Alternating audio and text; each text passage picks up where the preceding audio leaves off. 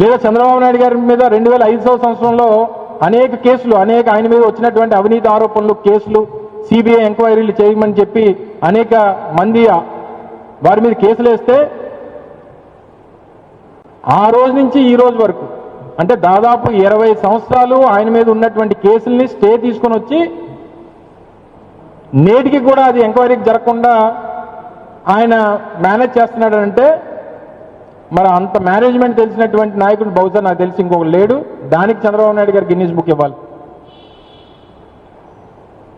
నాకు తెలిసి రాష్ట్ర, దేశ, ప్రపంచ చరిత్రలో, ఎందుకంటే గిన్నీస్ బుక్ అనేటువంటిది ప్రపంచం అంతా చూసిస్తారు కాబట్టి ఒక రాజకీయ నాయకుడు కన్ను ఆర్పకుండా ప్రజల్ని నమ్మించి మోసం చేసి మాటలు చెప్పేటువంటి దాంట్లో అబద్ధాలు ఆడేటువంటి నాయకుల్లో చంద్రబాబు నాయుడు గారిని మించినటువంటి గిన్నీస్ రికార్డ్ హోల్డర్ లేడు ఇంకొకడు.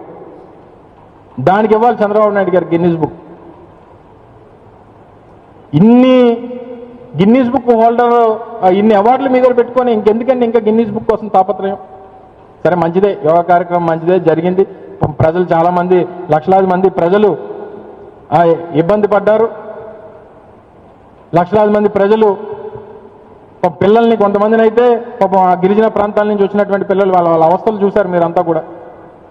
ముందు రోజే 25,000 మంది 30,000 మంది పిల్లల్ని తీసుకుని వచ్చారు. వాళ్ళకి సరైన వసతులు లేవు, తిండి లేదు, నిద్ర లేదు. వాళ్ళు ఎప్పుడు వచ్చారో, ఎప్పుడు వెళ్ళారో, ఎందుకు వచ్చారో, ఎందుకు వెళ్ళారో తెలియనటువంటి పరిస్థితుల్లో అమాయకమైనటువంటి పిల్లల్ని వాళ్ళని ఇబ్బంది పెట్టారు. సో ఇంతమందిని ఇబ్బంది పెట్టి మీరు సాధించింది ఏంటంటే మీ గిన్నీస్ బుక్, మీకు పబ్లిసిటీ, మీ మార్కెటింగ్. అది మీకు ఇంకో గిన్నీస్ బుక్ ఇవ్వాలి. ఇంత తక్కువ కాలంలో ఒక ముఖ్యమంత్రిగా ఈ 13 నెలల కాలంలో 1,65,000 కోట్ల రూపాయలు అప్పు చేసినటువంటి నాయకుడు బహుశా నాకు తెలిసి ఇంకొక నాయకుడు లేడు. అతి తక్కువ సమయంలో ఎంత అప్పు చేసినటువంటి నాయకుడు ఏ దేశంలో, ఏ రాష్ట్రంలో నాకు తెలిసి బహుశా ఉండడు. దానికి ఇవ్వాలి చంద్రబాబు నాయుడు గారు గిన్నీస్ బుక్. ఇన్ని రికార్డులు మీద పెట్టుకొని ఇంకా తాపత్రయపడిపోయి ప్రజల్ని ఇబ్బంది పెట్టి, పిల్లల్ని ఇబ్బంది పెట్టి మోడీ గారి దగ్గర మార్కులు కొట్టేయాలి.